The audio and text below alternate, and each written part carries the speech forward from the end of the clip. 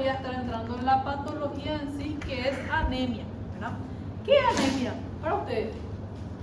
¿Qué es anemia? Baixa quantidade de eritrocitos. ¿Cómo? Baixa quantidade de eritrocitos. De Eritrocitos. eritrocitos, ¿verdad? De la hemoglobina, ¿verdad? ¿Y cómo sabemos que el paciente tiene disminución de la hemoglobina? Con hemogramas, ¿verdad? Pero siempre hay signos y síntomas, ¿verdad? O que tenemos que nosotros sospechar. Entonces, pero el diagnóstico en sí, nosotros hacemos con un estudio hematimétrico, que sería el hemograma en sí, ¿sí? Primero, ya dijimos, ustedes mismos dijeron que la anemia, la definición, que nada más es la disminución de lo que sería la concentración de la hemoglobina. Depende si es varón, mujer, para decir a partir de cuánto se considera una anemia. Por ejemplo, en varones, anemia se considera menor a 13, mujeres menor a 12, embarazadas menor a 11, ¿verdad? Otra clasificación, ahí decimos que es anemia. Después tenemos que clasificar la anemia según la gravedad, ¿verdad? Primera clasificación de la anemia, si es leve, moderada o grave, porque depende de esto para muchas conductas que nosotros vamos a tomar, ¿sí? Entonces, leve de o mayor o igual a 11, ¿sí? Leve. Si es moderada, de 10 a 8, ¿sí? Y si es grave, 7. En mente, todo paciente que tiene hemoglobina igual o menor a 7, se tiene que ¿qué tiene que recibir? Transfundir, sí o sí, ¿sí? Ahí va a haber patología que van a variar, que tiene que tener hemoglobina mayor a 10, pero en síntesis, todo paciente que tiene menor o igual a 7 se tiene que transfundir, gente, ¿sí? Algún síntoma va a tener el paciente o signo, quién sabe. Entonces, hay que transfundir, ¿verdad? Entonces, primera clasificación, leve, moderada, grave. Tener en cuenta siempre, porque esto le va a venir, ustedes van a pasar en el día que ustedes están haciendo consultorio, urgencia, X, ¿verdad? Ya sea cirujano, clínico, X que sea, ¿verdad? Valores falsamente elevados o falsamente bajas, ¿sí? Por ejemplo, ¿en quiénes puede estar falsamente elevado? Pacientes que están deshidratados, ¿verdad? ¿Por qué? Por la hemoconcentración, ¿sí? Entonces, paciente ingresa, tiene 17, 18 hemoglobina. Yo no voy a pensar primero en una policistemia vera, ¿sí? Primero voy a ver si no está deshidratado el paciente.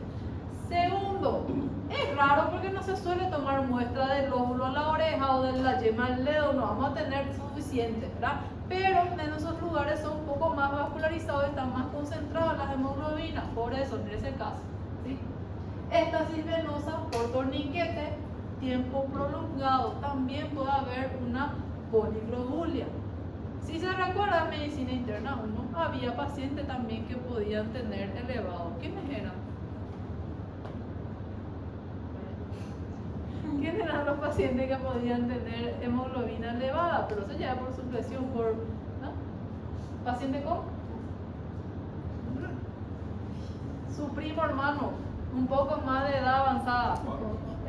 Muy bien, pero la poliglobulia en los pacientes de grupo. También hay que ver esa parte, ¿sí? Valores falsamente disminuidos, hiperhidratación. Ustedes ya dieron varias patologías que el paciente puede estar sobrehidratado. ¿Cuáles son las patologías a tener en cuenta? ¿Quiénes son los que están sobrecargados? Renal, ¿sí? Una nefropatía después. Insuficiencia cardíaca, otro, más uno. Paciente hepatópata con citis, ¿verdad? Entonces son esos casos que el paciente puede estar hiperhidratado y por hemodilución hay una hemoglobina falsamente baja, ¿sí? Gestación, sí, bájalo la hemoglobina, ¿sí? Sí que puede. Ok, la clasificación de la fisiopatología entre anemia es grande, van a ver que hay muchísimas causas de anemia, ¿verdad? O la etiología de la anemia, pero grandemente se divide en 3, que son estas, ¿verdad? Pérdida de sangre, ya sea aguda o ya sea crónicamente que están perdiendo, ¿sí? Segundo, disminución de la producción de eritrocitos. ¿Dónde se producen los eritrocitos? ¿Dónde? En la médula ósea. Así de que si yo tengo una falla en la médula ósea, ¿verdad? Yo no voy a producir, ya sea por carente de nutrición, ¿verdad? Ya sea por falta de hierro, B12, B6, ¿verdad? también puede ser. Aumento de la destrucción o consumos, también hemólisis, ¿verdad? La mayoría de las es autoinmune. Entonces son grandemente lo que se divide en las fisiopatologías, ¿sí? Esto nada más simplificando en forma esquemática el mecanismo de las anemias o de las posibilidades por las etiologías, ¿verdad? Ya sea por déficit o enfermedad renal crónica. Ustedes acabaron de dar nefrología, donde se produce, ¿verdad? ¿Qué pasa en los pacientes renales? Ya no produce, ¿verdad? Tiene disminución, o la parte córtico-medular ya no tiene, entonces hay una déficit en la producción de eritropoyetina, anemia, ¿sí? También puede ser, quién sabe, paciente con carencias nutricionales, ya dijimos, ácido fólico, B6, B12, hierro, que también van a ser una anemia por carencia, ¿sí? Ya sea por pérdida, por anemia hemolítica, también puede ser. Entonces son algunas de las causas. Entre la fisiopatología voy a estar volviendo a tocar cada vez que damos, dependiendo del tipo de la anemia, ¿sí? Ok. ¿Qué yo necesito para hacer el diagnóstico de anemia? ¿Verdad? Siempre empezamos por historia clínica, examen físico. Eso no puede salir de la cabeza al médico, ¿verdad? Y después vienen los laboratorios, ¿sí? ¿Cuáles son algunos de los laboratorios que nosotros vamos a necesitar? Principalmente biometría hemática y protis de sangre periférica, ¿sí? Esos son los estudios básicos. Pero también entre ellos entraría reticulocito. ¿Qué es reticulocito? La célula inmadura que se están produciendo las hemácias jóvenes, como le decimos, ¿sí? También voy a necesitar yo el recuento de eritrocitos, porque vamos a clasificar según los reticulocitos también la anemia. Y si hace demasiado falta, nos vamos a la médula ósea, porque también hay un falla en la médula ósea, ¿verdad? También. Entonces, si es que amerita, no es que a todos los pacientes la vamos a hacer, ¿sí? Dependiendo de lo que estamos sospechando, qué tipo de anemia. Ahí voy, gente, memoricen, pónganle estrellita, asterisco, no sé, píntenle, subrayenle o qué van a hacer ahí. Gente, ustedes van a tener ECOE. Y ustedes tienen déficit para preguntarle la parte del ECOE sobre las preguntas. Así que, primeramente, ¿qué le van a preguntar al paciente? Síntomas. ¿Cuáles son los síntomas de la anemia? Ya le dieron consumir, me imagino. Fraqueza, palidez, fragilidad, pérdida de cabello. ¿Qué más? Puede haber ictericia hemolítica. Al examen físico, ¿qué más? Como cosas como pálidas, esplenomegalia, quién sabe, ¿verdad? Úlceras vocales, ¿verdad? Cefalea, taquicardia, disnea, dependiendo ya del grado de la anemia. Ahí, dependiendo del síntoma que te dice tu paciente, tiempo de evolución, ¿verdad? Interrogar datos nutricionales. Estamos diciendo anemias carenciales, ya sea B12, B6, hierro. Yo tengo que ver tipo de alimentación de mi paciente. En nuestro medio hay muchos veganos. Ellos tienen que hacer suplementación porque si no van a tener anemia, ¿verdad? Entonces, el hierro, por ejemplo, ¿sí? Ingesta de fármacos. ¿Qué fármacos? Si estoy diciendo nutricionales, carenciales, van a haber fármacos que van a inhibir esta absorción. ¿Cuál es el fármaco más frecuente que la gente toma como caramelito y piensa que es inofensivo? No es tan nada ese. No también. ¿Eh? Monjaro dice acá. Puede ser, ¿verdad? Bueno, otro que tengo que también, pero más que eso, más, no es dipirona, otro. Paracetamol no también. Omeprazol, gente. La gente chupa como caramelo. ¿Y qué es el omeprazol? Inhibidor de POI. ¿Y qué hace eso? Disminuye la secreción ácida. Y con sin ácido a veces nosotros no podemos absorber ciertos nutrientes. Entre ellos está el hierro. Muy bien, entonces hay que siempre preguntar si hay algún medicamento que puede inhibir la absorción, ¿verdad? Aparte de eso, consumo de alcohol, gente. Vamos a ver que los pacientes que consumen alcohol van a tener un cierto tipo, van a predisponer a un cierto tipo de anemia, ¿verdad? Por déficit de B12, por ejemplo, ¿verdad? y ácido fólico. ¿Por qué? Porque ellos no comen. Ellos toman caña y no sienten hambre. ¿Verdad? Hacen una anemia megaloblástica. ¿Sí? Así que consumo alcohol también. ¿Sí?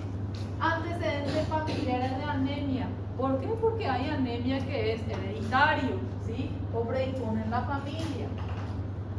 Y viajes recientes. Este es muy así, trágico, pero sí, anemia aplásica por infección viral, ¿sí? Parvovirus B19, por ejemplo, entre ellos hace una anemia aplásica, ¿verdad? Entonces, hay que preguntar, indagar, viajes recientes. Gente, esto nada más es AEA, AREA, APP, APF y hábitos fisiológicos, hábitos alimentarios, ¿sí? Solo eso es, solo que yo puse en énfasis así más detallado, pero son cosas que hay que preguntar en la ley, ¿sí? Pasando, acá le voy simplificando otra vez, ¿sí? Antecedentes familiares, pacientes que tengan familiares, ictericia, colelitiasis, esplenomegalia, antecedente de colecistectomía o esplenectomía, porque puede ser una anemia hemolítica hereditaria, ¿verdad? Etnia, dependiendo de la etnia, predispone a cierto tipo de patología, entre ellos anemia hemolítica por déficit de G6PD, que nada más es la membrana de las hemácias que tiene defecto, ¿sí? Talasemia también, ¿sí? Raza, negros, anemia falciforme. Blancos, beta talasemia, asiático, alfa talasemia. Realmente en Paraguay no hay mucha frecuencia de alfa y beta talasemia. Yo antes nunca he visto, este sí ya he visto anemia falciforme, pero sí, ¿verdad? Pueden ver, así que vamos a estar bien. Antecedentes neonatales. Talasemia es un tipo de anemia por déficit de las globinas. Pero vamos a ir. Antecedentes neonatales tipo sangre, madre, hijo. ¿Qué hizo ahí el paciente? Una hemólisis por incompatibilidad. ¿Hay? Sí hay. Sí hay. Ustedes que van a dar pediatría y ginecología van a saber mejor que yo. Yo ya no sé. Antecedentes de transfusión sanguínea. Hay. Hace mucho tiempo cuando yo era rural, también ya era más de rural. Paciente se le transfundió un sangre que no era de él, hizo una hemólisis tremenda, casi murió el paciente, así que hay que ver eso, pues es la transfusión. Edad gestacional, nacimiento por déficit de algunas vitaminas, ¿sí? Ahí él nace con una anemia, ¿sí? Que en la edad adulta, ¿sí? Condiciones médicas, gente, nosotros no tocamos como tema así, pero yo doy algunos tips de anemia de enfermedades crónicas. ¿Sí? Paciente que tiene una enfermedad crónica, ya sea inflamatoria, infecciosa, neoplásica, tienen tendencia de consumo más de lo que serían las series, ya sea de todas las series, y hace una anemia, ¿verdad? Y después le habla de una hormona, ¿verdad? Ellos también suelen tener tendencia a hacer anemia, por eso se le pregunta eso. Infección a repetición, neoplasia, ¿verdad? Y todo más. Drogas también, enfermedades gastrointestinales. Dieta, ya les dije, y episodios de anemia, si ya tuvo antecedentes de anemia, también sería lo ideal preguntarle, ¿verdad? Si es un reciente diagnóstico o ya tiene desde hace varios tiempos. Su duración, etiología, si ya tuvo resolución y cuál fue el tratamiento que requirió en ese momento, ¿verdad? Entonces también sería lo ideal. Episodios hemolíticos, si el paciente ya se quedó amarillo, ya orinó oscuro, ¿verdad? Se quedó todo amarillo como un Simpson, se le pregunta todo eso, ¿sí? Esto más en niños que en adultos, ¿verdad?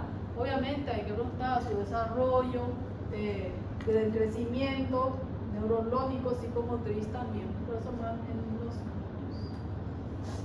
Bueno, la presentación clínica, toda esa clínica que ustedes me dijeron, ¿todos los pacientes con anemia tienen síntomas? No, ¿verdad? Y la gravedad depende de qué, depende de estos tres factores. Uno, grado de la anemia. Obviamente el paciente que tiene una hemoglobina de 6 no va a tener el síntoma que tiene el paciente que tiene una hemoglobina de 10, ¿sí? El síntoma va a variar, va a ser más grave. Segundo, velocidad de instauración. Siempre digo que los pacientes crónicos tienen una buena tolerancia o su cuerpo está adaptado a tener una hemoglobina baja. Van a ver pacientes con neoplasia. Ustedes ya vieron pacientes con una enfermedad renal crónica el año pasado, me imagino, en el hospital. Van a ver que ellos viven con una hemoglobina de 6, 8. Ellos toleran bien. ¿Por qué? Porque ellos son crónicamente anémicos. Otra cosa, si yo me voy y me corto el brazo y de una hemoglobina de 13 baja a 6, ¿será que voy a tener síntomas? Sí, probablemente voy a estar muy grave. Entonces varía dependiendo de la cronología también, ¿sí? Si es aguda o es crónica esa pérdida de sangre. Professor, Dime. quando tem uma hemoglobina muito baixa e eu faço uma transfusão e aumenta muito rápido, algum risco, alguma coisa assim, porque o corpo já está adaptado a trabalhar com... Sí, realmente no está lo indicado la politransfusión, sino es en trauma. Sí, en ATLS sí está indicado la politransfusión, pero en otros no se hace, solo se transfunde para que tenga 8 para arriba, que no sea 7 nomás, si no, no se hace mucha transfusión. Porque sí tiene reacción adversa, ¿verdad? Que se llama TRALI, que es una reacción adversa a la politransfusión y es gravísimo. Yo ya he visto y hace un infiltrado pulmonar gravísimo y hace una insuficiencia respiratoria. Por eso no está indicado la politransfusión si no es por ATLS, que es por trauma, o si no, no se hace. Bueno, demanda de oxígeno. Sí, paciente que requiere oxígeno, ¿verdad? Ustedes se recuerdan de medicina interna 1. Quiero que se recuerden, ¿verdad? ¿Quién es el paciente que requiere mucha demanda de oxígeno y tenía que compensar con una hemoglobina un poco alta? ¿El paciente con EPOC? Imagínense yo con una hemoglobina de 10 y un paciente con EPOC con hemoglobina de 10. ¿Será que va a ser lo mismo? Probablemente no. ¿Por qué? Porque tiene una demanda a más de oxígeno por la hipoxia crónica que él tiene. ¿Entienden? Por eso depende también del requerimiento, la demanda de cada paciente del oxígeno, ¿sí? Lo mismo con el paciente con cardiópata. Por eso se dice que el cardiópata tiene que tener mayor a 10 de hemoglobina, lo ideal sería. Entonces, la presentación clínica varía de estos 3 factores, ¿sí? Y la exploración física, donde ya me dijeron, ¿verdad? ¿Qué podemos encontrar como signos? ¿Quién sabe? Ictericia. Petequia no suele ser normal porque es la alteración de las plaquetas, idealmente, pero recuérdense que hay pacientes que va a hacer una pancitopenia, toda la serie es disminuida, ahí sí puede acompañar petequia. Linfadenopatía, sí, hasta ya usted que vamos a ver linfomas y todo más, y van a estar alteradas las 3 series. Esplenomegalia, sí, van a ver en anemia hemolítica extravascular, porque el que va a ser hemólisis va a ser el vaso, y va a estar agrandado. Hepatomegalia también puede ser, pero no es tan frecuente como la esplenomegalia, ¿sí? Palidez palmoplantar, ya dijimos. Examen neurológico. Esto vamos a estar tocando mejor cuando vamos a anemia por déficit de B12. La anemia por déficit de B12 da trastornos neurológicos y puede simular desde una alteración de la sensibilidad hasta un ACV y una convulsión o síndrome epiléptico. Porque sí da, ¿verdad? Entonces vamos a ver que es la parte neurológica, ¿verdad? Sospecha de pérdida sanguínea, ¿verdad? Más todavía en edades avanzadas, mayor a 55 años, hay que ver pérdidas crónicas por colon, ¿verdad? Entre ellos, si hay melena, obviamente está todo el mundo, pero no a todo el mundo, ¿verdad? Alteración de la médula ósea, sí puede haber, ¿verdad? Esplenomegalia, sí. Hepatomegalia, también. Y más todavía hepatomegalia si está asociada a las patologías hepáticas, ya sea etilista, cirrótico y los otros.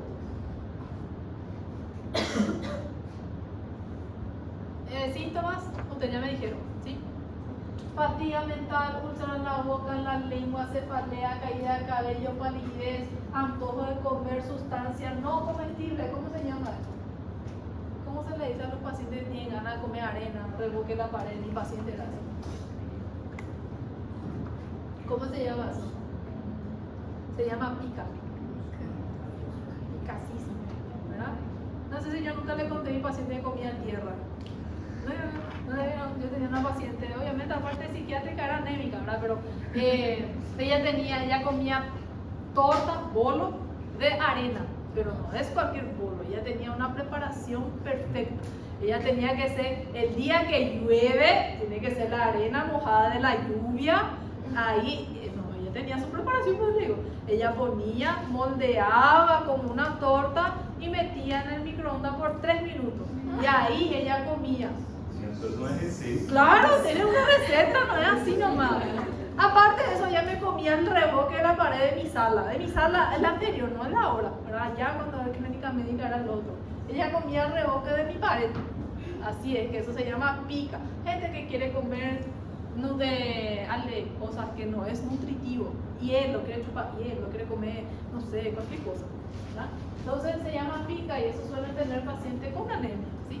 Professora, então aquela embaraçada que às vezes tem vontade de comer, pode ser um sintoma Pica. de pica? Sí. Por eso, porque la anemia, pues, las embarazadas pues tienen, las anemias anemia no. Ustedes ya son muy mal pensados, pues, sí, pica sí, no sé ya. Intolerancia al frío también, gente, siempre, ¿sí? Entonces son algunas de los síntomas. Y ustedes así, doctora, yo siempre estoy cansada, estoy sin ganas, ¿verdad? Y todo el mundo piensa que está anémico y no está anémico, está sin ganas nomás, ¿verdad? Entonces hay que siempre no ver eso. Bueno, diagnóstico de anemia. Dijimos que necesitamos laboratorio, ¿verdad? Acá yo pongo algunos de los estudios que son necesarios para clasificar entre las anemias. Doctora, ¿se le tiene que pedir todo eso? No. Vamos a ver que vamos a ir clasificando dependiendo de cómo hacemos las clasificaciones de la anemia. Pero son hemograma completo con plaquetas, índices matimétricos, volumen corpuscular media, hemoglobina corpuscular media, concentración de la hemoglobina corpuscular media, reticulocitos, frotis de sangre periférica, perfil de hierro, amplitud de la distribución eritrocitaria, la transferrina y las vitaminas LDH y biopsia si es que es muy necesario. No lo hacemos a todo el mundo eso. Y la aptoglobina también, vamos a ver en quién. No es que a todo el mundo se le va a pedir todo, ¿sí? Estos son algunos de los estudios para diferenciar entre las anemias. Y ahí voy a ir diciendo. La hemoglobina, ustedes ya saben que no, creo que no hace falta, ¿verdad? Expresa la concentración de la hemoglobina en la sangre. Muy bien. Hematocrito, nada más, es el volumen del glóbulo rojo o el porcentaje del volumen sanguíneo. Recuento de los glóbulos rojos, nada más, es el recuento de los glóbulos rojos en cantidad de la concentración de las hemácias, ¿sí? Que se dosa en microlitros. Nada más es la forma de dosaje diferente nomás de la concentración o de lo que sería la hemoglobina. Ahora le van a poner una estrellita para ustedes saber sobre esto, sí van a tener que saber. ¿Qué es el volumen corpuscular medio? El volumen corpuscular medio me dice el tamaño de las hemácias, ¿sí? El tamaño, si es normal, es chico, es grande. Ese es volumen corpuscular medio. Hemoglobina corpuscular medio me dice el contenido del promedio de la hemoglobina del glóbulo rojo. Me va a decir si esa hemácia es bien roja o si está clarita o si está normal, ¿sí? Así es que eso es la hemoglobina corpuscular media. Y la concentración de la hemoglobina corpuscular media es la concentración media nomás de lo que sería el HCl. Ojo, esto sí también quiero que sepan porque también es muy importante. El R de W que le decimos o la distribución de los glóbulos rojos. ¿Qué representa el R de W? ¿Verdad? ¿Qué sería? La diferencia entre los tamaños, entre las hemácias. ¿Verdad? Lo normal es que sea menor a 14%. ¿Pero qué significa que el R de W esté mayor a 14%? Que haya varios tamaños diferentes o que sean tamaños diferentes las hemácias, ya sea grandes, chicos, con morfología diferentes. Eso significa R de W elevado. Acá le pongo más o menos los valores normales de un hemograma normal, gente, ¿sí? Hay diferencia entre hombres y mujeres, no es así, en realidad yo quité de up to date, me pone hembra, pero de mujeres, ¿verdad? Hemoglobina, yo justo le dije a la otra toma para un perro, ¿verdad? Pero en fin, hombres y mujeres, ¿verdad? Hemoglobina 13 a 16, normal varones, 11 a 14 en mujeres. Hematocrito, 40-50 varones, 35-45 durante algunos laboratorios mujeres. Y lo que sería el recuento en microlitros, 4.205.700.000, 3.800.000 a 5 millones lo normal. Ahí viene, volumen corpuscular media, 82 a 98. ¿Sí? Hemoglobina corpuscular media, 27 a 33. Concentración de la hemoglobina media, 32 a 35. Gente, van a ver que dependiendo del laboratorio hay una pequeña diferencia, pero más o menos entre ahí nomás. ¿Sí? El R de radio, 11 a 13, normal, mayor a 14 está elevado. ¿Sí? Y plaqueta, no, cosita, ahora no tocamos más aparte de la serie. Te voy a ir avanzando. Ok. Primera clasificación de la anemia será leve, moderada, grave. ¿Se recuerdan, verdad? Segunda clasificación según la morfología. Ahí entra el BCM y el HCM. El volumen corpuscular y la hemoglobina corpuscular. La hematía normal tiene que ser normocítica, normocrómica, ya sea tamaño entre 80 a 100 y la concentración de 28 a 32. No puede ser tan oscura como este, ni tan clara como este, no puede ser tan grande como este, ni tan chico como este. Entonces, la hematía normal se le dice normocítica, normocrómica. Cuando el tamaño del BCM está disminuido, se dice microcítica. El BCM está aumentado, mayor a 100, macrocítica. ¿Sí? Si el HCM o la hemoglobina corpuscular media está menor a 28, está clarito mi hematía. Y si está mayor a 32, está más concentrado, más oscuro mi hematía. Esta es la segunda clasificación que ustedes tienen que saber. Si es normo, hipo, micro, si es normo o es hipercrómica y todo más. Acá se ve mejor. Ese es un frotis de sangre periférico, donde muestra la diferencia entre ellos, ¿verdad? ¿Qué le parece esta hematía con esta hematía? La coloración. ¿Está claro? Es hipocrómico entonces. Probablemente su HCM está menor a 32, ¿sí? Y microcítico va a ser porque están más pequeños, ¿sí? Menor a 80, ¿sí? Todo esto gente ya le va a decir en el hemograma, le va a decir, no es que usted tiene que ir a mirar y decir, ¿sí? Ya está informado en el hemograma. Normocítico, 80 a 100, tamaño normal, y si es normocrómico, la coloración también es normal. Pero en caso si está aumentado, va a estar un poco más oscuro de lo normal. ¿Ven? Esto es hipercrómico. ¿Sí? Entonces, de esa forma se ve. Entonces son las cálculos de clasificación según la morfología. ¿Verdad? Tercero, les dije que necesitamos reticulocitos. Me dijeron que los reticulocitos son las hemácias maduras nuevas que tenemos. La anemia, la tercera clasificación es si es proliferativa o no proliferativa, o en otras palabras, regenerativa y arregenerativa.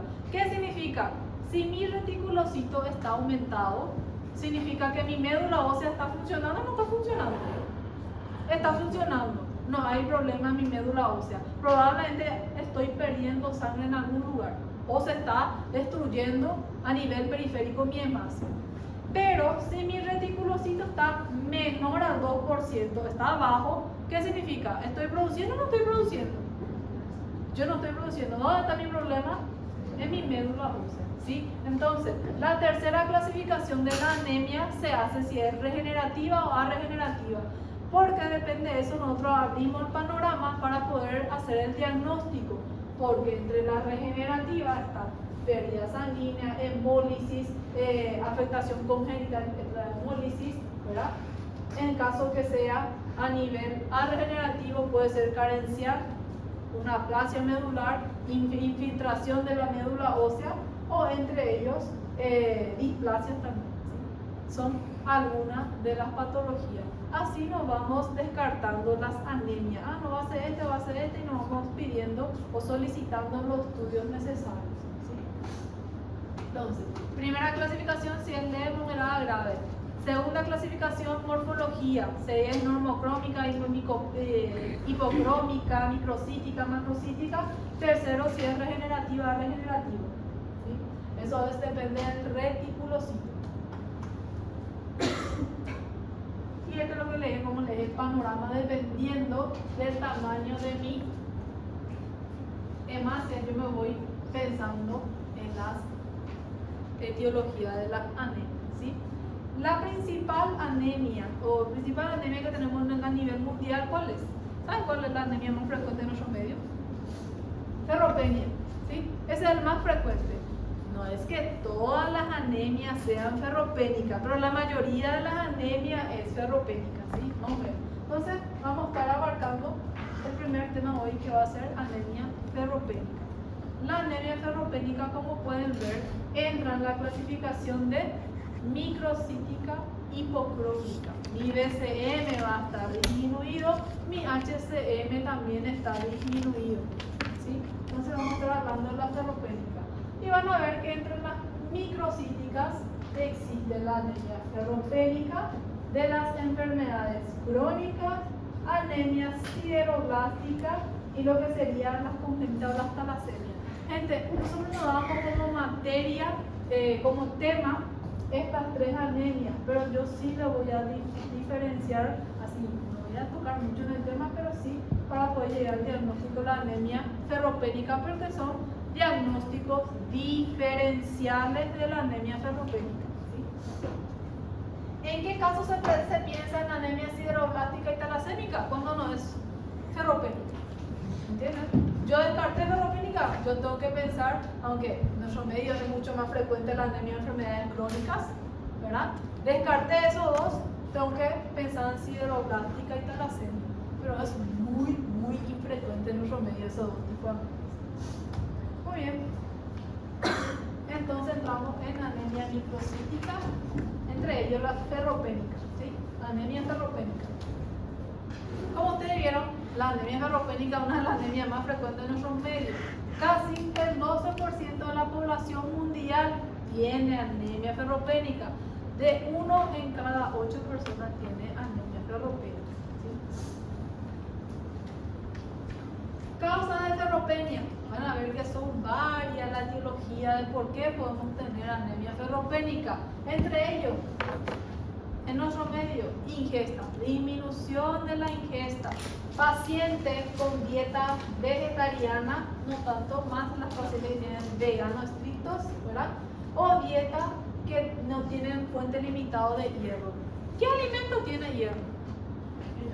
Carne, frijoles también sí, después, hígado también, sí, brócoli y las verduras también, ¿verdad? Entonces son siempre los pacientes no tienen o tienen carencia, ay no como verdura, ahí hay que pensar nada, o los pacientes veganos, ¿sí? Ellos también tienen que hacer aporte, ellos sí que se tienen que suplementarlo realmente porque son veganos, ¿sí? Entonces disminución de las ingestas. Segundo, disminución de la absorción de hierro. Todo paciente que tiene síndrome de mala absorción o quién sabe alguna patología gastrointestinal, ¿sí? En nuestro medio, enfermedad celíaca, gastritis atrófica, ¿sí? Autoinmune e infección por Helicobacter pylori, la gastritis por Helicobacter pylori, cirugía bariátrica, ¿sí? Por eso se tiene que suplementar ello, ¿verdad? Medicamentos que reducen la acidez gástrica.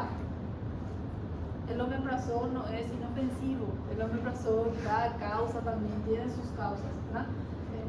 Trastornos genéticos, ¿sí? Pérdida de sangre de hierro, sangrado menstrual abundante, embarazo, lactancia, enfermedad úlcera gástrica o gastritis, cáncer de colon, ¿sí, gente? Más todavía los pacientes tienen anemia crónica de edad mayor a 55 años, siempre hay que pensar en cáncer de colon o pérdida colónicas. Trastornos hemorrágicos, ya por la parte plaquetaria, te van a dar consumio, enfermedad de Willebrand, parasitosis gastrointestinales, sí, van a ver que hay parásitos que se adhieren en la mucosa intestinal y aparte de que ellos luego se alimentan de nuestra sangre, ¿verdad? Va a haber también pérdidas. Donación de sangre frecuente, pérdida de sangre quirúrgica y atrogenia por extracción de sangre frecuente, hemodiálisis. Paciente hemodializado, ustedes ya le vieron los pacientes hemodializados, ¿verdad? Siempre tienen anemia porque entran en la máquina de diálisis. Entonces son algunas de las causas que nosotros tenemos que indagar en APP, APF o antecedentes. Todo eso. ¿sí? Hay que preguntar en esa parte. Y ahí entramos. Entonces le presento la molécula de hemoglobina. Ahora no estamos en, ¿cómo era? Ahí queda, ¿cómo se llama? Bioquímica, pero les vuelvo a presentar, ¿verdad? La molécula de la hemoglobina está compuesta por una cadena beta 1, beta 2, alfa 1, alfa 2 y está el grupo M. Yo creo que ahora nos concentremos en el grupo M, porque como dice su nombre, ese M está incluido el hierro, por eso se llama M, ¿sí? Bueno, para que se produzca ese grupo M, ¿verdad? Tiene que estar unido el hierro con la protoporfirina. Ahí ocurre el grupo M. Ese grupo M tiene que estar unido a una globina, una proteína que le va a transportar y ahí se llama hemoglobina. Wow, ¿verdad? Entonces, yo le dije que voy a estar tocando un poco sobre lo que es anemia sideroblástica. La anemia sideroblástica ocurre cuando hay déficit de la molécula protoporfirina, ¿sí? De ahí se acumula bastante hierro sérico libre en sangre. Por eso se llama anemia sideroblástica. Sideremia viene de hierro sérico. Entonces, por la déficit de esta molécula, la protoporfirina, que se debe unir al hierro sérico, hay aumento del hierro sérico y ocurre la anemia sideroblástica. Porque de igual forma no va a producir la hemoglobina porque no hay esto. ¿Sí? Por eso va a haber anemia, pero no es por falta de hierro, por falta de la protoporfirina. Y va a haber aumento de hierro a nivel sérico, que no está unido a la proteína, entonces se llama anemia sideroblástica. ¿Sí? No es muy difícil, pero segundo, le dije que también existe la alfa y beta talasemias. ¿Por qué ocurre eso? Por déficit de quién?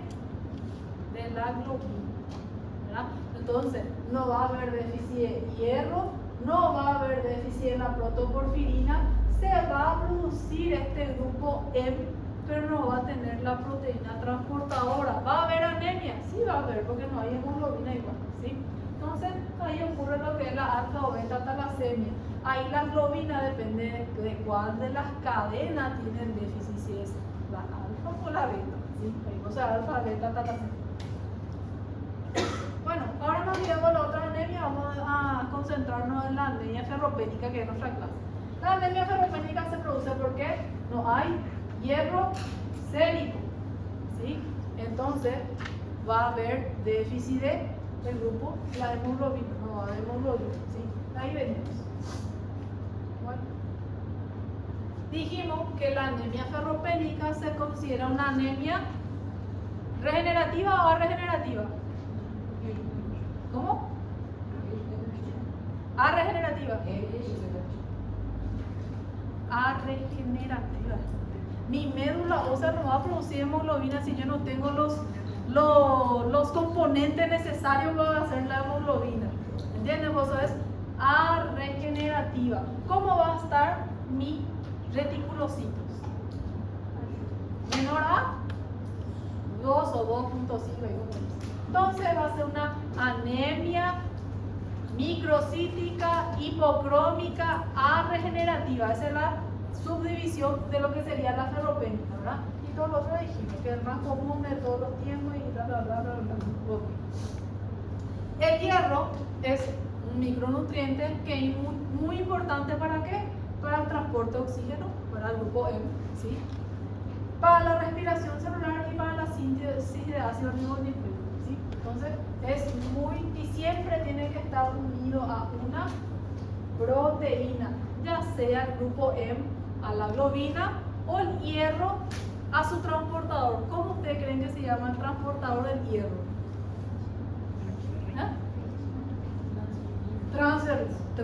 Transporte y ferrina de hierro. Entonces transferrina siempre tiene que estar unido a la transferrina, ¿sí? No puede estar libre. Por eso vamos a ver que si mi paciente tiene déficit de proteína, me puede dar alterado el hierro sérico, ¿sí?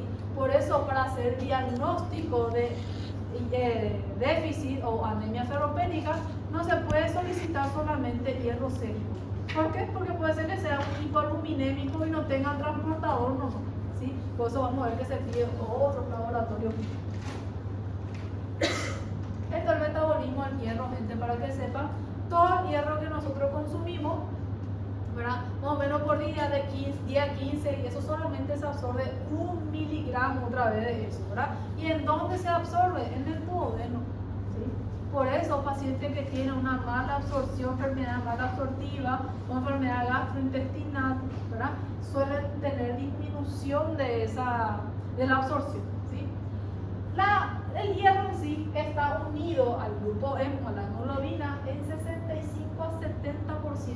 El hierro no anda solo, necesita de una proteína junto, ¿verdad? Entre ellos el principal es hemoglobina, con la globina. Segundo, la ferritina, ¿verdad? Que es la forma de depósito del hierro. ¿Dónde se deposita el hierro en nuestro cuerpo?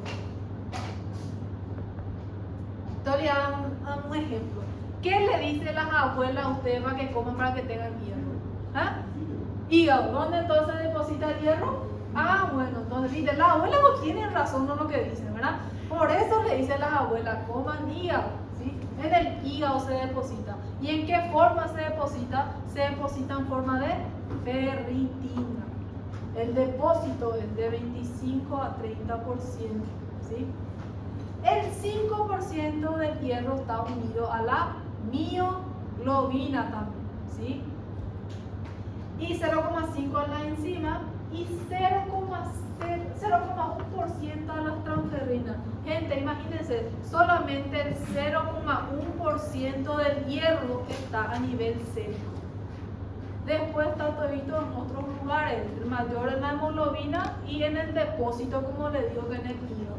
¿Sí? Pero tenemos que saber dónde tenemos que buscarla al hígado. Al hígado. Al hierro.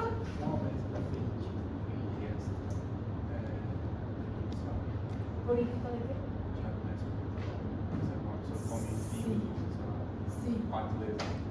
Si es que hace una sideremia, sí. Pero es muy raro que haga, porque recordate que la mayoría de lo que nosotros comemos es eliminado. No es que absorbe todo también. Y para eso voy a hablar de la epsilina, que es una hormona que él regula eso. Si necesita o no necesita hierro, si no elimina todo otra vez. Y nivel de absorción. Muchísimos factores. Gente, yo justamente le expliqué, porque la misma pregunta me hizo en la otra turma de la ferritina. La gente ahora tiene un no sé qué con la ferritina, que le quiere usar todo el mundo la ferritina.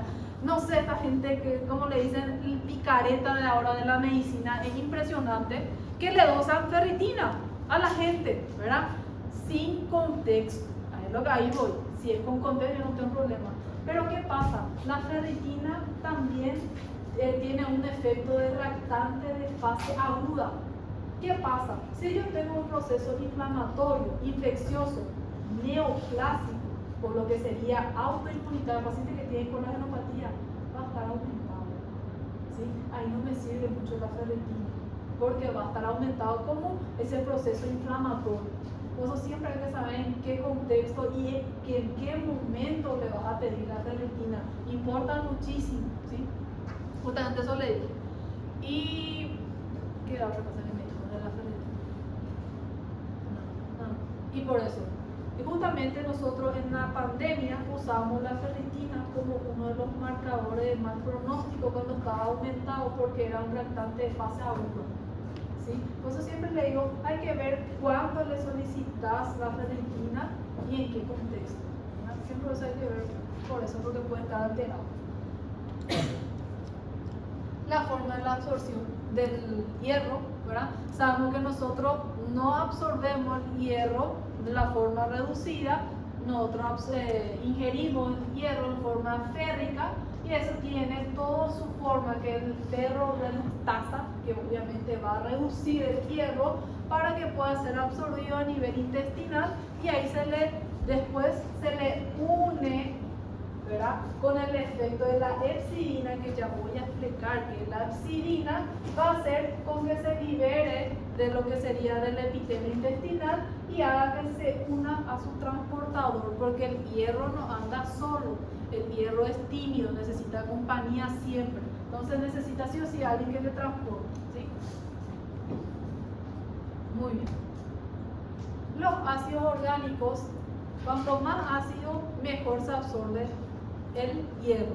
Imagínense paciente que toma por 3 años omeprazol. Yo ya encontré varios pacientes que toman hace 5 años eso. Yo tomo otra vez hace 5 años. Socorro, ¿verdad? Entonces hay que ver siempre. Y obviamente los antiácidos van a disminuir la absorción. Acá el metabolismo, el aporte, lo que nosotros ingerimos, lo que se absorbe, que es solamente 1 miligramo de todo lo que se ingesta, la forma que se transporta, dijimos que la mayoría está en la hemoglobina, la ferritina, la transferrina, ¿verdad? La distribución y después lo que no es necesario se elimina por ese orina, piel, uña, cabello y menstruación. Se elimina, lo que no es necesario se elimina. Y vamos a ver que eso está controlado por una hormona. La hormona, la famosa epsidina. ¿Sí? ¿Qué es la epsidina? Para resumir, para que no tengan que leer todo, así que está largo, la epsidina es una hormona que sintetiza el hígado. El que va a decidir si va a absorber o no va a absorber, o si va a eliminar o no va a eliminar el hierro. Es el que regula el metabolismo del hierro, ¿verdad? Entonces es una hormona muy importante. Cuando la epsidina está alto, ¿verdad? Vamos a ver que hay disminución, por ejemplo, de la absorción intestinal del hierro, hay disminución de la liberación del hierro almacenado como ferritina, ¿sí? Y también disminuye el hierro disponible para la eritropoyetina, así que la epsidina controla todo sobre el hierro, ¿verdad? Y allá arriba, lo que el compañero preguntó, ¿cómo le digo? Eso puede estar todo alterado, ¿verdad? Porque la ferritina puede estar alterado igual que la epsidina en cualquier proceso inflamatorio, infeccioso, neoplásico, autoinmunitario. Por eso hay que saber en cuándo, en qué contexto se le solicita a estos pacientes. La epsidina en la anemia ferropénica siempre está bajo. ¿Por qué? Porque yo no quiero que, yo necesito absorber a nivel intestinal, no tiene que estar bajo. Necesito absorber a nivel intestinal, necesito que almacene más a nivel de hígado y yo necesito que se produzca más la eritropoyesis, por eso tiene que estar bajo. Cuando está alto va a bajar todo eso. ¿Y quién controla la función de todo el hierro? La epsidina, la hormona que controla el hierro. Y cuando hay problema con la epsidina, ¿qué tiene que ver? ¿Se recuerdan de la anemia en las enfermedades crónicas? ¿Sí? En la anemia en la enfermedad crónica, uno de los diferenciales de la anemia ferropénica es microhipo a regenerativo también, ¿sí? Pero vos le solicitas el estudio para el perfil férrico y está normal. No hay déficit de hierro. ¿Y qué es lo que está aumentado? La epsidina. Ahí está. Por esto. Por eso se llama anemia en la enfermedad crónica. Hay quien está alterado en la epsidina. Y ahí se solicita y se dosa la epsidina. Ahí se llega al diagnóstico de anemia por enfermedad crónica, no es una anemia ferropénica, por ejemplo, ¿entienden? Es un diferencial para que sepan. Pero lo que quiero que ustedes sepan es que la epsidina está siempre bajo en la anemia ferropénica, ¿sí? Muy bien. En la ferritina sérica, ¿sí? Dijimos que nada más es el depósito del hierro a nivel corporal que va a mostrar, ¿verdad? Entonces, ¿cuál es el estudio que demuestra el déficit absoluto de hierro? ¿Cuál es el estudio que me va a mostrar que no hay luego en ningún lado hierro? ¿Qué yo tengo que dosar? Ferro puede estar disminuido en una hipoproteinemia. ¿Cuál es el que me va a decir si hay déficit de hierro? Voy a poner un ejemplo más fácil, ¿verdad? Sí, es que mi mamá es comerciante, por eso no me va a decir, ¿verdad? Supongamos que no hay más chocolate en el estante de mi mamá, ¿verdad? ¿Qué yo tengo que hacer? ¿Dónde tengo que preguntar si hay más o no hay más? En el depósito. Entonces, ¿quién es el depósito? La ferritina. ¿Quién me va a mostrar el déficit absoluto de hierro? Ferritina. Sí. Así que es el que me va a mostrar el déficit absoluto de lo que sería de la ferropenia, ¿sí? Ay, doctora, ¿por qué no se dosa? ¿Por qué no se dosa otra cosa? ¿Por qué no se dosa solamente la ferritina? Porque hay cuadros en el que puede estar alterado la ferritina, que dijimos que la inflamación, neoplasia y todo más. Por eso se tiene que solicitar igual otros estudios, que voy a estar hablando. ¿Sí? ¿Cuál es el otro estudio que se solicita? La capacidad total de fijación del hierro, ¿verdad? ¿Qué sería el TIBI que nosotros decimos? Nada más muestra los sitios libres. Digamos que es un transportador que tiene que llevar el hierro, ¿verdad? Cuando está libre esos sitios de liga, el sitio de unión, va a estar, ¿qué significa? Que no hay hierro. Porque si hay hierro van a estar todito ocupados los sitios de ligación. Pero una vez que haya déficit de hierro van a estar todos libres. Entonces esto va a estar aumentado. ¿Sí? El TIBIC va a estar aumentado en la anemia ferropénica, porque son sitios de ligando. Y si yo doso la transferrina, ¿cómo va a estar la transferrina? ¿Alto o bajo? Es una anemia ferropénica. La transferrina es transportador. ¿Cómo creen que va a estar? ¿Va a haber más transportador o menos transportador? Más.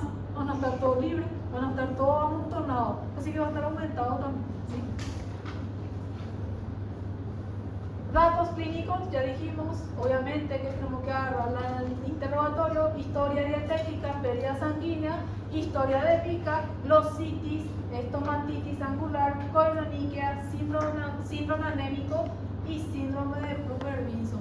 Gente, el síndrome de Plummer-Vinson es una enfermedad esofágica que está asociada a la anemia ferropénica por mala absorción. ¿Sí? Algunas de las manifestaciones: coiloniclia, glositis, keilitis, que está keilitis angular. ¿Y cómo están las hemácias? ¿Qué les parece de estas hemácias? Está clarito, ¿no les parece que está clarito? ¿Verdad? Parece que está chiquitito, pero está clarito. Es microim, ¿sí? Y los síntomas asociados, la keilitis angular también. La glositis, ven que no tienen ninguna papila en la lengua, ¿verdad? Eso se llama glositis. Y ahí está el diagnóstico clínico, laboratorial para saber qué anemia, y yo tengo la cinética de hierro. Entre ellos, ¿qué es lo que yo le tengo que pedir en el perfil férrico? Hierro sérico. ¿Sí? Hay no realmente déficit sérica de hierro.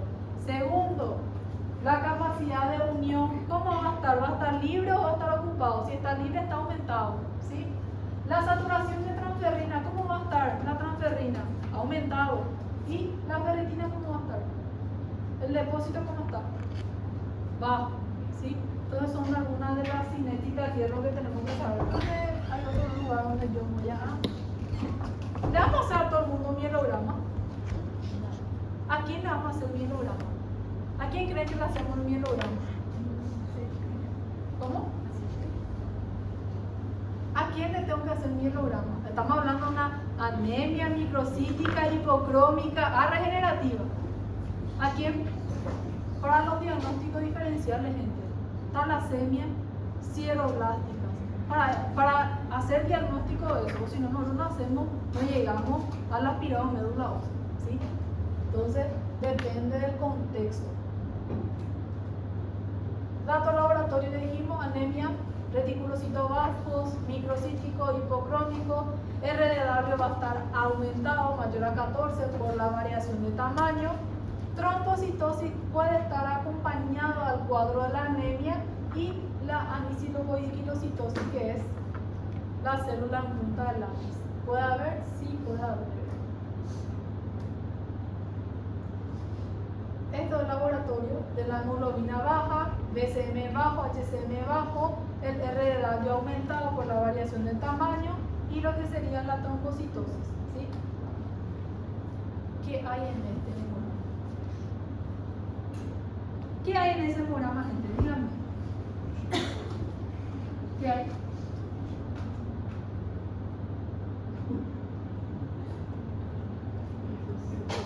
¿Qué hay? Una anemia. ¿Qué tal la anemia? ¿Qué tal estado de la anemia del paciente? Blanco. ¿Sabe que está vivo? Yo creo que no sé si está vivo el paciente. Bueno, ¿qué dicen ustedes? ¿Cómo se considera, cómo se clasifica la anemia del paciente? Microcítica, hipocrónica, porque está su RDW, pero su SNHCM está abajo. Y según la gravedad, grave, ok, grave, sí. Después, ¿qué más están a ver? Urgente. Urgente necesita este paciente. Ok. Después, ¿qué más? ¿Qué más? ¿Cómo más le van a clasificar a este laboratorio?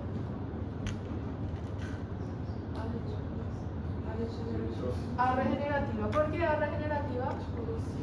Está menor a 2%. Este es un paciente con anemia grave, microcítica, hipocrónica, A regenerativa. ¿Cuáles son las patologías que yo tengo que pensar? ¿Cómo? Primerito vamos a pensar talasemia. Ok, primero que vamos a pensar ferropénica. Ok, le van a pedir el estudio para la ferropénica. ¿Qué más le pueden pedir a este paciente? ¿Cuál es el diagnóstico diferencial de microhipo? ¿Qué más hay que pedir? ¿Cómo? Mielograma de entrada. ¿Cuál otro? Enfermedad crónica. ¿Qué le van a pedir para la enfermedad crónica? Hepsidina. ¿Ven? Así de fácil. Se descarta esos dos. Ahí yo pienso hacerle una biopsia de médula ósea. No seamos tan agresivos primero de entrada, ¿sí? Yo pido, descarto neutropenia, descarto anemia crónica, de enfermedades crónicas. Ahí yo me veo lo más raro. Ahí yo empiezo la cosa más rara. Talasemia y sideroblastia, ¿sí? Entonces, para saber la clasificación, ¿sí? No. Pero ya vi, de hemoglobina 1 ya vi, ya vi el compound. Y yo en paraguayo, ¿verdad? Entonces salen vivos. Bueno, sideremia nada más, gente. ¿Cómo yo voy a ver la laboratorio del paciente con anemia ferropénica? El único que va a estar aumentado es el TIVIC y la transferrina. El resto todo está abajo. Para que memorice así fácilmente, yo le doy un tips, ¿verdad? El único que va a estar aumentado es la transferrina y la capacidad de fijación. El resto está abajo. Ferritina, hierro férico va a estar abajo, ¿sí? Después está aumentado. ¿Puedo saltear? Nuevo. Laboratorio, ¿sí? De lo que sería una anemia ferropénica, la hemoglobina baja, dijimos de los microhipo, el hierro bajo, el que está aumentado va a ser el TIVIC y lo que sería la transferrina. Después todo va a estar bajo, el RDW va a estar aumentado por la lisocitosis. No hay depósito medular si es que se llega a hacer la biopsia, ¿verdad? Y obviamente va a ser diagnóstico diferencial con los otros. Ahí faltó la silina. Dímelo. ITS es la transferencia. ¿Cómo? ITS.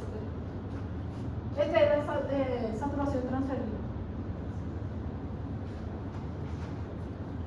Muy bien. ¿Cómo yo le trato una anemia ferropénica? ¿Ah? Hierro.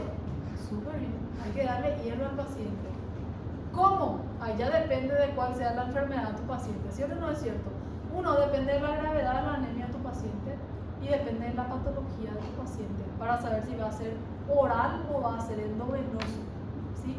Todo siempre depende, ¿verdad? Pero si es que el paciente no tiene enfermedad mal absortiva y no está una anemia severa, grave, perdón, ¿verdad? O no es gestante, se puede primero probar la vía oral, ¿sí? Entonces, se tiene que dar por lo menos 200 miligramos de hierro elemental al día.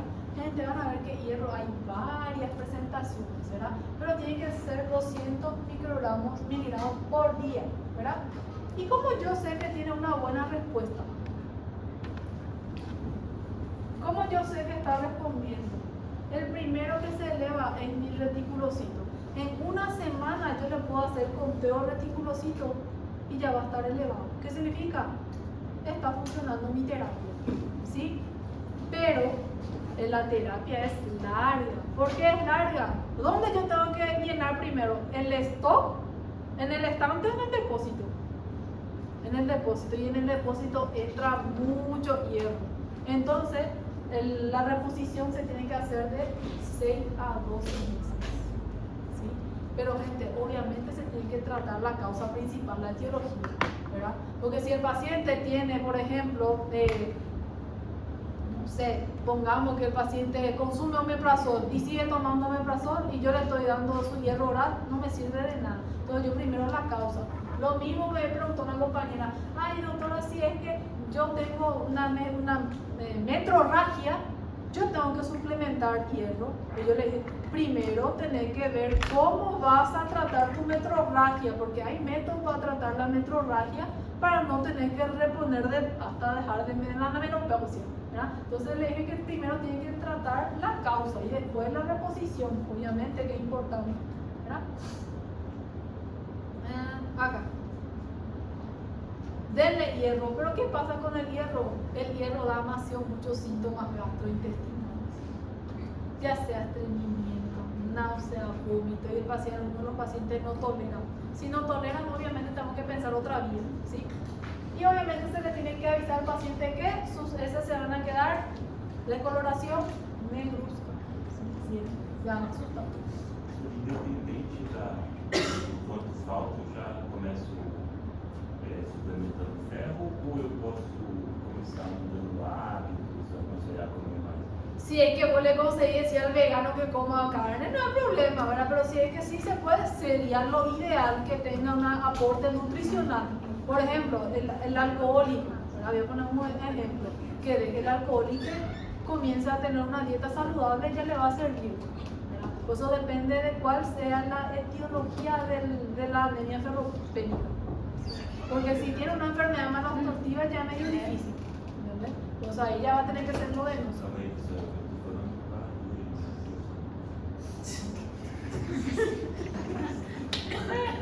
Bueno, gente, no voy a entrar en mucho detalle, pero le dije que existen varias presentaciones de hierro vía oral y cada uno tiene una concentración diferente de porcentaje de hierro, ¿verdad? Ya sea hierro fumarato, gluconato de hierro.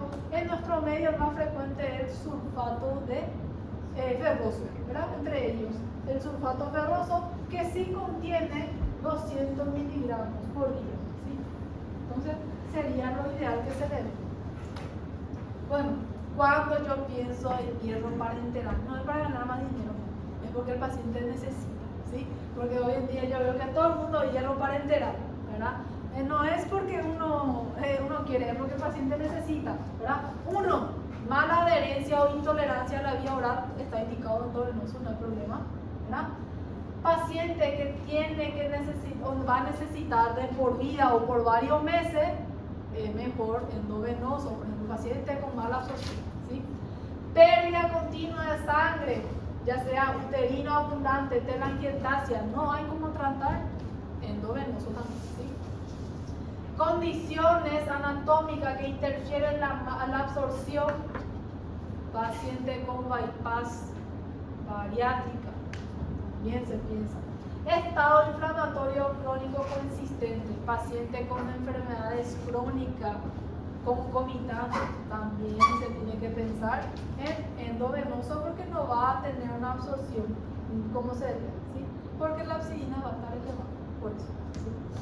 Ok, y acá son algunos de los tipos de hierro que hay también endovenoso, pero tampoco no voy a entrar en mucha profundidad y tampoco le voy a preguntar, ¿sí? Ya dijimos. Vaya tratamiento por adherencia, mala absorción, diagnóstico erróneo y pérdida sanguínea, ¿verdad? Sí. Este está en el Harrison. Pueden leer diagnóstico diferencial de microhipo, ferropenia, enfermedades crónicas, talasemia y anemia sideroblástica. Van a ver que todos son microhipo, pero acá por ejemplo el perfil de hierro va a ser diferente si es ferropénica, ¿verdad? Ahí nos dice el electroforesis de la hemoglobina, si es talasemia, ¿verdad? Acá no incluye lo que sería la hepcidina y la médula ósea, pero sí el diagnóstico diferencial entre ellos, lo que nosotros dimos. Muy bien, hasta aquí, facilito.